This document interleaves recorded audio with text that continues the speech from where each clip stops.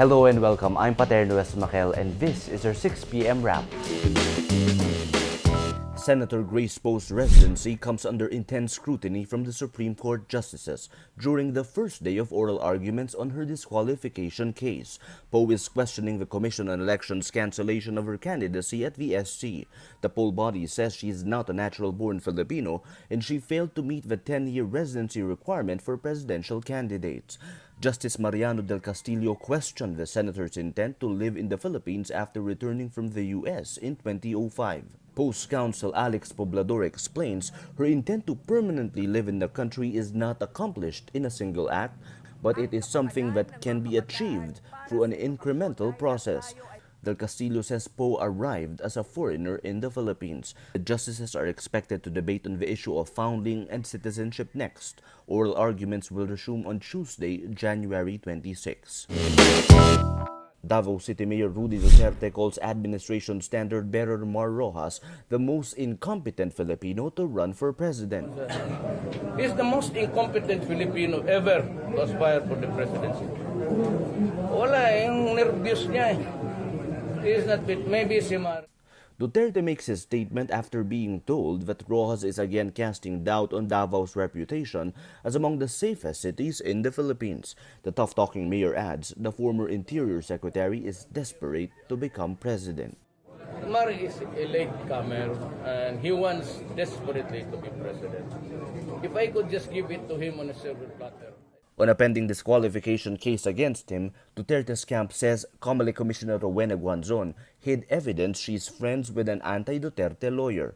This comes after he asked Guanzon to inhibit from his disqualification cases because she is a close friend of lawyer Maria Sheila Bazar. Bazar is the lawyer of John Paulo de las Nieves, a student who filed a disqualification case against Duterte. Philippine police arrest former Iglesia ni Cristo minister Lowell Menorca while he was on his way to court to testify against the homegrown church. In a radio interview, Menorca says he did not receive any notice about the arrest. It stems from a libel case filed in northern Mindanao. Menorca says he can't believe INC has nothing to do with the arrest. But INC spokesman Edwil Zabala denies the church is behind it, adding Menorca should face the charges himself and not drag INC into the issue. Menorca claims INC detained him last year.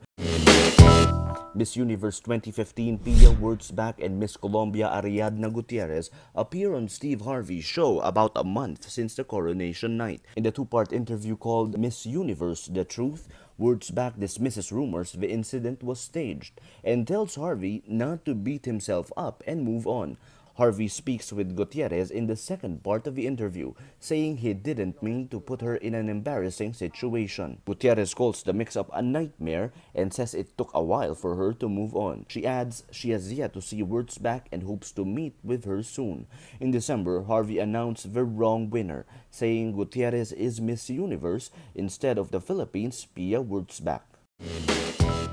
Boxing champ Manny Pacquiao dismisses comments he's not yet ready to retire after his fight with Bradley. Historic fight in my career, and I'm so happy hanging my gloves after this fight because of what I have done. You know, I'm sure I will feel sad after that, but you know, that's life.